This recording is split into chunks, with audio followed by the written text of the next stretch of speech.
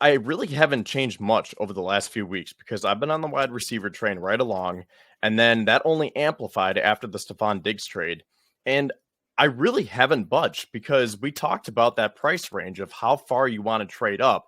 And I think this is going to be a great talking point tonight because I think I'm right in the middle. I want Beane to be aggressive, but not too aggressive.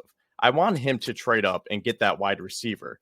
I don't think it's wide receiver or bust because this is a deep class. But I think that you have to be aggressive. If you traded away one of the best receivers in franchise history, you can't just sit on your hands and let the board fall to you. You have to go make the moves yourself. But at the same time, that doesn't mean that you have to be overly aggressive because, like I said, this is a very deep class. And just because they don't trade into the top 10 to get one of the top 3 wide receivers, we don't have to panic. The Bills don't have to pull a Sammy Watkins here and say we have to trade into this X position here when you can go get an OBJ or a Mike Evans or someone of that caliber. So I think it's just very, very interesting to see how Brandon Beane is going to operate because he's traded up each of the last 2 years. He traded up for Kyer Elam, and then he traded up for Dalton Kincaid. So if you trade up for a guy like Kyer Elam, who most likely would have been there for you, I would have to imagine that he's looking to move up. And to all the reports that we've heard, it seems like he's aggressively trying to move up. I am not opposed to trading up into, let's just say, pick number 9 to get Rome Odunze, because I think that he is going to be a stud.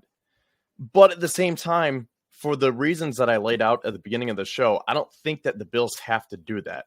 Because I've been saying this right along, that the Bills are trying to build window number 2 for Josh Allen's career. And let's not forget, this wide receiver, assuming that he gets selected in the first round, he's going to be here on a cheap rookie deal for 4 years. So you're going to have dynamic, top-end talent for 4 cheap years, probably pick up that option for year number 5.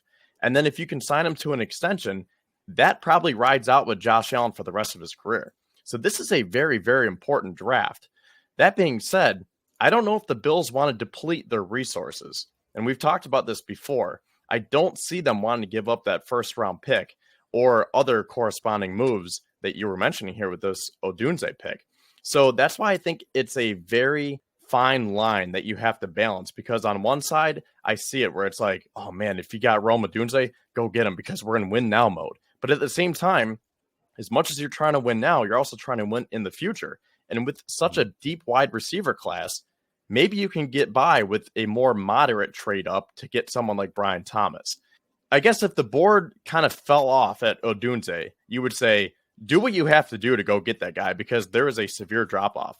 But considering how much talent there is, I don't think that you have to go make this trade.